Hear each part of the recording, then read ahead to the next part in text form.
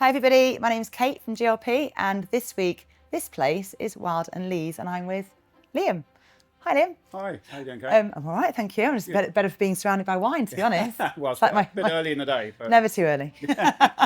Tell me, so obviously we've just had a quick chat about the background of the business, but it's so nice that you guys are here and have been here since 2016? 2016, yes, the end of 2016, so we're kind of getting towards our 9-year anniversary. That's amazing. Yeah, and it's great. It's been very well supported by the local community. I think they're generally quite up for having local independent businesses, and I think we chime with what they're after, so it's worked quite well. Yeah. And tell me, what made you decide to set up in this particular area, Herne Hill? Well, I've lived here a big chunk of my adult life, so since the 1990s I've lived here on and off, and I always wanted to be a bit more in the community than I was. My previous job took me to central London quite a lot, and I felt like I was just kind of a visitor to Herne Hill on the weekends. I'd be walking my kids around the park and whatever, and just feeling a bit jaded and dazed, and I thought it would be much nicer to spend the bulk of my time here in Herne Hill than in the city. So I switched things around when I got the opportunity, and I'm now doing this. So you walk to work? I do, yeah. It's 5-minute walk to work. Dream. Yeah, it's lovely. Through the park, yeah, can't complain. Yeah, so nice. So, so you've lived here for so long, and what attracted you first to Herne Hill? You talk about independent shops, which I think is a really integral part of this community, isn't it? I think why it works so well. Yeah, definitely. I mean, so I came here sort of by accident. I had a friend who lived on the Peabody estate in Herne Hill. I needed a room. She had a spare room, so I stayed with her for a while, but then I just fell in love with the place. I thought the park's fantastic, the independent shops are fantastic. Changed a lot since then, of course, but it's always kind of retained that a sense of character in place. I agree. And tell me, so your regular customers, I mean, what do your clients look like? I mean, have you got a certain type, or is it just a real mix? Yeah, it's a really interesting, diverse set of people, so all sorts really, young people, pre-family, people with families, older people. I think like one thing we try and do here is be really inclusive, like so we try our hardest not to be intimidating. We know wine shops can be, and we try our hardest to keep prices kind of where they should be for most people to be able to access them. So as a result, we get a really wide range of people in here. So it could be anyone really. We sometimes get one person will come by themselves and read a book with a glass of wine in the corner, or we'll get just a couple of friends come in, or a couple, or people with their kids. Lots of mums. Lots of mums needing rosé this time of year. Yeah, there's a bit of that for sure. Yeah. No, I can imagine. Well, I was saying when we kind of researched your place, it was about being a hub for the community to kind of meet and linger, which I thought was a really nice way to describe it, because you have lots of little events here and you do quite a lot. So tell me about those. Yeah, we do lots of events in the evenings, and we always have stuff open. So we've got a little bar here as well as it being a shop. So there's always a buy the glass offering. So if people want to try stuff when they're looking to buy a bottle, we've always got bits and pieces they can try.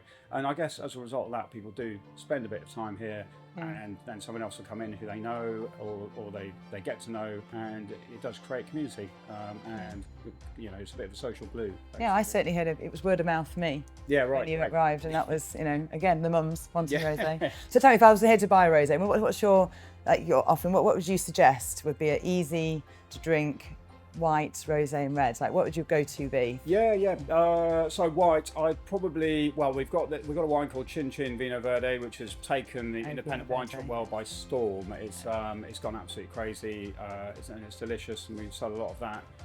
Or we've got a lovely Pecorino from Abruzzo in Italy.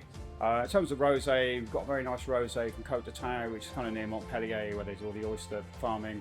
That's just kind of dry and crisp and Make fresh. Me thirsty. Yeah. Yes. And then in terms of red, we've actually got natural wines on keg here. So people do bottle refills. We've got really good natural Côte d'Ivoire.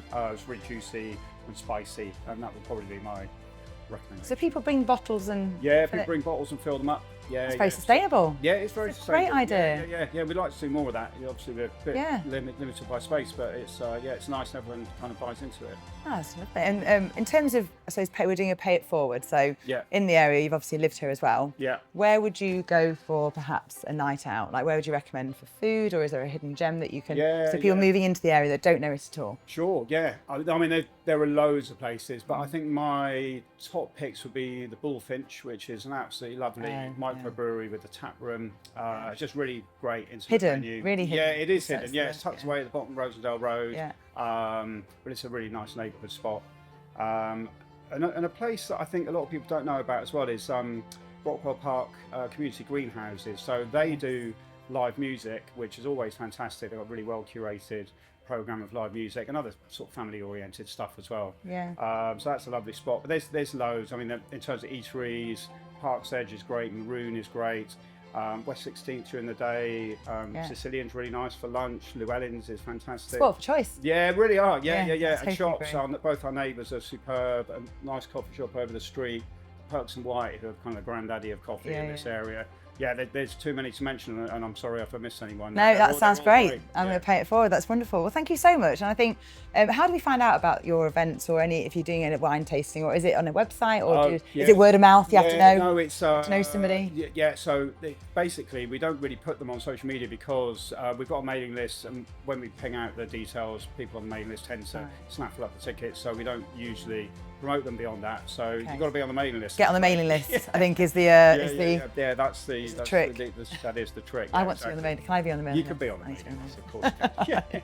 Thank you so much. All right, you're very welcome. So nice. Thank you. And guys, again, if you know anybody that you want us to talk to, if you've got a place that's really special for you, do let us know, and we'll go in and we'll meet the people. And it's just so nice to shine a light on businesses like this. Cool. So thanks for being here. All right, you're very welcome. All right. Thank you, guys. Cheers.